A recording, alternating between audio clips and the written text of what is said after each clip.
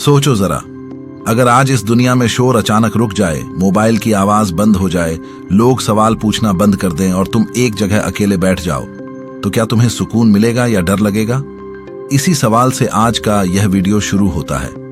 Video शुरू करने से पहले मैं तुमसे बस इतना कहना चाहता हूं, अगर तुम अपने जीवन में कभी खुद को अकेला, अलग थलग या मिसअंडरस्टूड महसूस करते हो, तो इस वीडियो को अंत तक जरूर सुनना।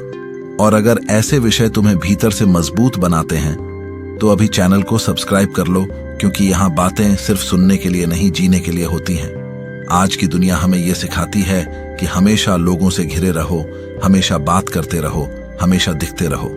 लेकिन गौतम बुद्ध ने कहा था कि असली जागृति भीड़ में नहीं, अकेलेपन की शांति में होती है। बहुत समय पहले की बात है। एक युवक था, नाम था अनिरुद्ध। वह हर समय लोगों के बीच रहता था, हंसता बोलता, हर किसी को खुश रखने की कोशिश करता। लेकिन जैसे ही रात होती, जब सब अपने अपने घर चले जाते, अनिरुद्ध के भीतर एक खालीपन गूंजने लगता। उसे लगता था कि वह सबके बीच होते हुए भी अकेला है। एक दिन उसने बुद्ध के बारे में सुना।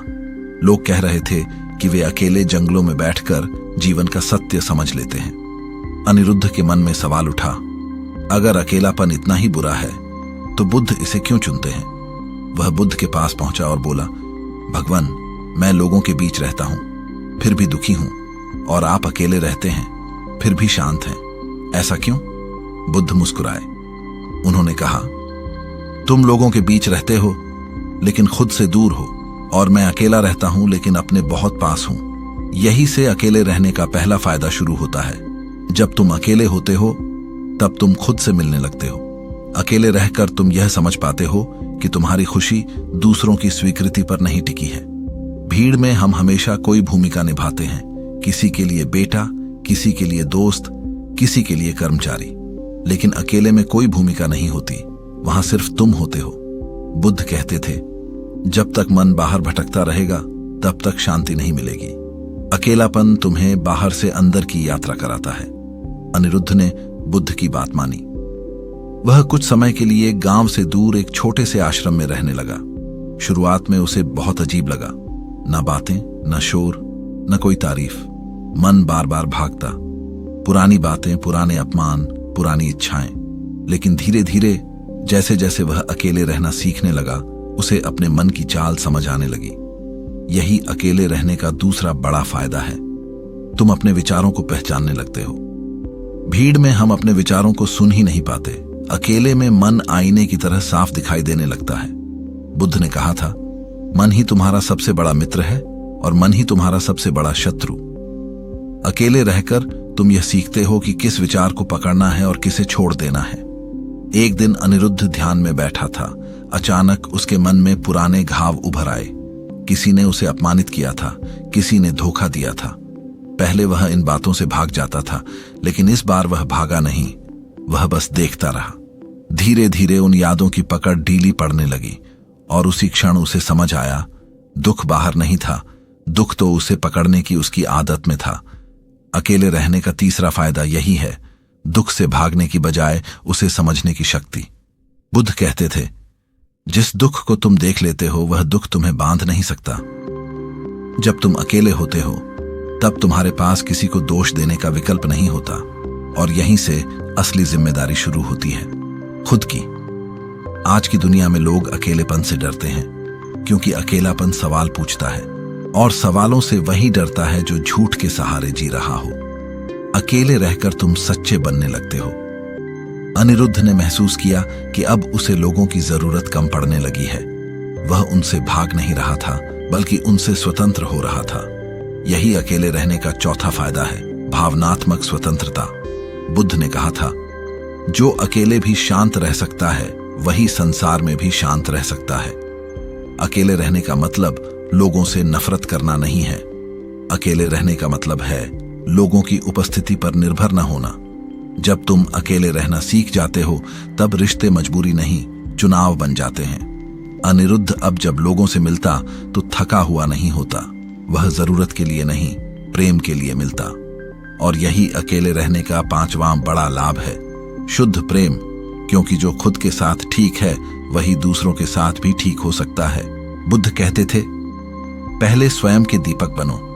अकेलेपन में ही वह दीपक जलता है।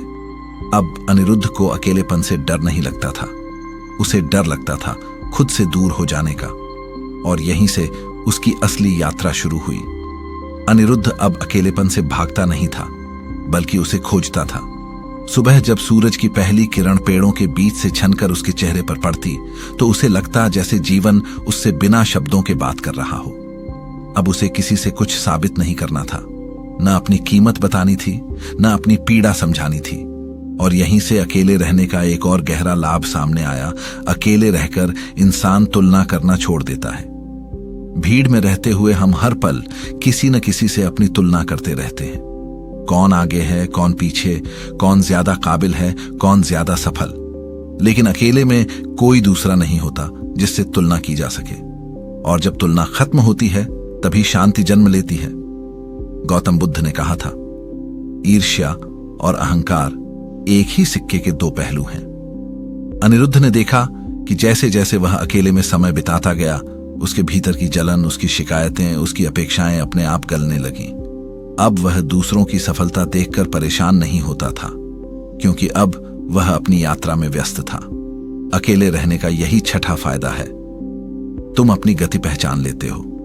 हर व्यक्ति की आत्मा की एक अलग चाल होती है, लेकिन भीड़ हमें हमेशा तेज चलने या किसी और की चाल अपनाने को मजबूर करती है। अकेले में तुम वही बनते हो जो तुम वास्तव में हो। एक दिन अनिरुद्ध ने बुद्ध से पूछा, भगवान, क्या अकेले रहना स्वार्थ नहीं है? बुद्ध ने जमीन से एक सूखा पत्ता उठाया और बोले, यह पत्ता पेड़ से अलग हुआ तभी यह मिट्टी में मिल पाएगा। अगर यह जबरन टहनी से चिपका रहता तो सड़ जाता। अकेले रहने का मतलब दुनिया को छोड़ना नहीं है। अकेले रहने का मतलब है पहले खुद को समझ लेना। यही अकेलेपन का सातवां गहरा लाभ है, आंतरिक परिपक्वता। अनिरुद्ध अब कम बोलता था, लेकिन जब बोलता तो उसके शब्दों में वजन होता, क्योंकि वह बोलने से पहले सुनना सीख चुका था, अपने भीतर की आवाज। बुद्ध कहते थे, मौन वह भाषा है जिसे सत्य समझता है। अकेले रहकर मौन सहज हो जाता है, और मौन में ही जीवन के उत्तर उभरते हैं। आज की दुनिया शोर से भरी है। सोशल मीडिया का शोर, राय का शोर, तुलना का शोर। लेकिन आत्मा को शोर नहीं चाहिए, उसे बस थोड़ी सी जगह चाहिए। अकेले रहकर तुम डर से दोस्ती करना सीखते हो। डर आता है, अगर मैं अकेला रह गया तो? अगर लोग मुझे भूल गए तो? अगर कोई साथ न रहा तो? लेकिन जब तुम सच में अकेले बैठते हो तो पाते हो कि डर सिर्फ एक विचार था, सच नहीं। यही अकेले रहने का आठवां फायदा है, डर से मुक्ति। क्योंकि जो व्यक्ति अकेले रह सकता है, उसे दुनिया का कोई डर नहीं डरा सकता। अनिरुद्ध अब जान चुका था, लोग आना जाना करेंगे, प्रशंसा और आलोचना दोनों आएंगी, लेकिन जो भीतर स्थिर है उसे कोई हिला नहीं सकता। बुद्ध ने कहा था, जिसे अकेलेपन का स्वाद लग जाता है वह भीड़ में भी अकेला नहीं होता। अब अनिरुद्ध जब बाजार में जाता, लोगों के बीच बैठता, तब भी भीतर से शांत रहता, क्योंकि अब उसकी शांति परिस्थितियों पर निर्भर नहीं थी। और यही अकेले रहने का नौवां बड़ा लाभ है, स्थिरता। स्थिर मन, स्थिर दृष्टि, स्थिर निर्णय। अब उसके फैसले भावनाओं में बहकर नहीं होते थे। वह रुक कर देखता, समझता और फिर कदम बढ़ाता। अकेले रहकर विवेक जागता है। बुद्ध कहते थे, जो रुक कर देख सकता है वही सही दिशा चुन सकता है। और अब कहानी अपने सबसे गहरे मोड़ की ओर बढ़ रही थी। एक दिन अनिरुद्ध के पुराने मित्र उसे वापस बुलाने आए। उन्होंने कहा, तू बदल गया है, पहले जैसा नहीं रहा। अनिरुद्ध मुस्कुराया, और पहली बार उसे यह सुनकर दुख नहीं हुआ, क्योंकि यह बदलाव ही उसकी साधना का फल था। यही अकेले रहने का 10वां और अंतिम लाभ है, स्वयं से मित्रता। जब तुम खुद के मित्र बन जाते हो तो दुनिया की जरूरत कम पड़ जाती है। और बुद्ध ने यही सिखाया था, अपने लिए दीपक बनो, किसी और के प्रकाश पर निर्भर मत रहो। रात का समय था, आसमान बिल्कुल साफ था और तारे ऐसे चमक रहे थे जैसे कोई मौन भाषा में कुछ कहना चाहते हो। अनिरुद्ध अकेला बैठा था, लेकिन अब यह अकेलापन खाली नहीं था, यह भरा हुआ था शांति से, समझ से, स्वीकार से। उसे याद आया कि कभी वह अकेले होने से डरता था। उसे लगता था कि अकेलापन कमजोरी है, लेकिन अब उसे साफ दिख रहा था कि अकेलापन कमजोरी नहीं, बल्कि वह जगह है जहां इंसान टूटने के बाद फिर से बनता है। उसी रात बुद्ध उसके पास आए। उन्होंने कुछ नहीं कहा, बस पास बैठ गए। काफी देर तक दोनों चुप रहे। फिर अनिरुद्ध ने धीरे से पूछा, भगवान, क्या यह शांति हमेशा रहेगी? बुद्ध मुस्कुराए और बोले, जो आता है वह जाता है, लेकिन जो समझ में आ जाता है वह साथ रहता है। यही अकेले रहने की सबसे बड़ी शिक्षा है। अकेले रहकर इंसान यह स्वीकार करना सीखता है कि जीवन में सब कुछ स्थायी नहीं है, न लोग, न रिश्ते, न प्रशंसा, न अपमान। और जब यह स्वीकार आ जाता है तब पकड़ छूट जाती है। बुद्ध कहते थे, दुख का कारण चीजें नहीं हैं, दुख का कारण उनसे चिपक जाना है। अकेले रहकर तुम चिपकना छोड़ना सीखते हो। अब अनिरुद्ध को किसी के चले जाने से डर नहीं लगता था, क्योंकि उसे पता था जो जाना था वह तो जाना ही था, और जो रहना था वह भीतर रह गया है। यही वह बिंदु है जहां इंसान सच में मजबूत होता है। आज अगर तुम भी अपने जीवन में यह महसूस करते हो कि लोग तुम्हें समझ नहीं पा रहे, भीड़ के बीच भी मन भारी है, हर तरफ आवाजें हैं लेकिन भीतर सन्नाटा नहीं है, तो समझ लेना कि जीवन तुम्हें भी वही बुलावा दे रहा है जो कभी अनिरुद्ध को मिला था। थोड़ा अकेले बैठने का, थोड़ा खुद से मिलने का। गौतम बुद्ध ने कभी नहीं कहा कि दुनिया छोड़ दो, उन्होंने बस इतना कहा, खुद को मत छोड़ो।